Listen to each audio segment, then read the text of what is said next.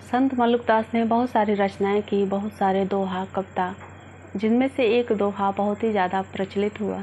वो दोहा है कि अजगर करे न चाकरी, पंछी करे न काम, दास मल्लुका कह गए सबके दाता राम।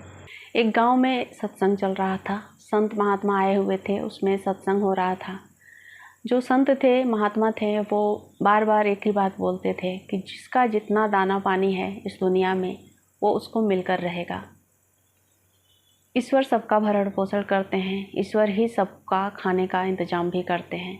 अगर ईश्वर ना चाहें तो कोई एक निवाला तक नहीं खा सकता। सामने चाहे कितना भी अच्छा से अच्छा व्यंजन रखा हो, भोजन रखा हो, लेकिन अगर ईश्वर की मर्जी ना हो तो वो इंसान उसे चख भी नहीं सकता, हाथ भी नहीं लगा सकता। ये बातें एक युवक को हजम नहीं हो रही थी। सत्संग सुनने बैठे इस नवयुवक में थोड़ी सी चंचलता थी, थोड़ा सा तर्क संगत बातें करने की आदत थी, हर चीज़ में प्रमाण ढूंढने की आदत थी। वो उठकर संत से एक प्रश्न करने लगा कि क्या ऐसा होता है कि ईश्वर ही हमें खिलाते हैं? अगर ऐसा है तो मैं आज से प्रण लेता हूँ कि जब तक मुझे ईश्वर खिलाने नहीं आएंगे मैं खाना नहीं खाऊंगा। ऐसा प्रण करके वो जंगल में चला गया और एक पेड़ पर जाकर बैठ गया। अब इंतज़ार करने लगा कि ईश्वर आएंगे और उसे खाना खिलाएंगे। पूरा दिन गुजरा, रात होने को थी, शाम हो गई थी, दिन ढल चुका था। उसके पेट में तो चूहे दौड़ रहे थे, उसे भूख लगी थी, पर उसने प्रतिज्ञा जो रखी थी कि ईश्वर जब तक आएंगे नहीं तब तक वो खाना नहीं खाएगा।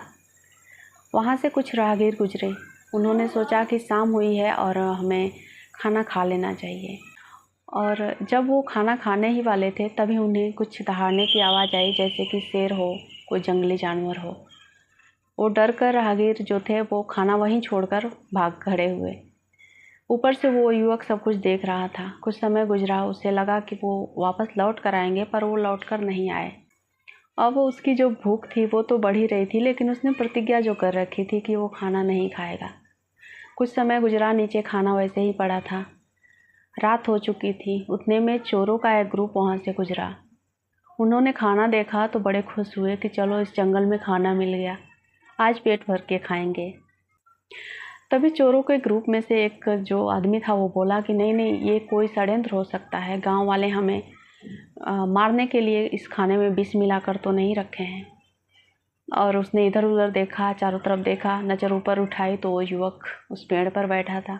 उनके मन में जो शंका था कि गांव वाले हमें मारने के लिए ये खाना रखे हैं, वो सच साबित हो गया। उन लोगों ने उस युवक को उस पेड़ से उतारा और ज़बरदस्ती बोला कि अब खाना तू ही खाएगा पहले, क्योंकि हमें लगता है कि तुम गांव वाले मिलकर हमें मारने के लिए इसमें विष मिलाए होंगे, जहर मिलाए होंगे। वो युवक कितना भी मना करता रहा, वो चोर उसके मुंह में ज़बरदस्ती खाना ठोसते रहे।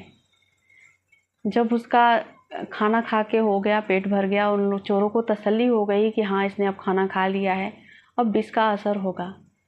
अब वो इंतज़ार करने लगे। वो युवक ने कहा कि नहीं, इसमें कोई विष नहीं है। उसने सारी कहानी बताई। तब चोरों को तसल्ली हुई और उस युवक को छोड़कर वो वहाँ से चले गए। जब वो गांव में आया तो संत ने कहा कि क्या ईश्वर आए थे तुम्हें खाना खिलाने? उस युवक ने हाथ जोड़ा, आंखों में आंसू थे, और उसने कहा कि हाँ, ईश्वर आए थे खाना खिलाने। अगर हम पूरे मन से ईश्वर को पुकारते हैं, उनके ऊपर ही आश्रित होकर रहते हैं, तो ये सच है कि ईश्वर कोई ना कोई ऐसा माध्यम हमें ज़रूर देते हैं जिससे कि हमारा भरण पोषण हो सके। वो कार्य के रूप में हो सकता है, वो मजदूरी के रूप में हो सकता है, वो बिजनेस के रूप में हो सकता है। ये सब कुछ एक ईश्वर का प्लान ही तो है। बिना ईश्वर के प्लान के हम इस धरती पर रह ही नहीं सकते। आगे चलकर वही युवक मल्लुकदास के नाम से जाना गया, प्रसिद्ध हुआ, जिन्होंने बहुत सारी कविताएं लिखी हैं। वो दोहा है कि अजगर करे न चाकरी, पंछी करे न काम, दास मल्लुका कह गए सबके दाता राम। तो सच में सबके दाता राम ही हैं, सबके दाता परमपिता परमेश्वर ही हैं। हम चाहे ईश्वर के ऊपर कितने भी तर्क वितर्क कर लें, कितने भी रूपों में उनकी व्याख्यान करें, कितने ही धर्मों में उन्हें बांट दें, लेकिन सच तो यही है कि एक ही परमात्मा है जो हर इंसान, हर जीव जंतु का पोषण करता है। जय माँ काली।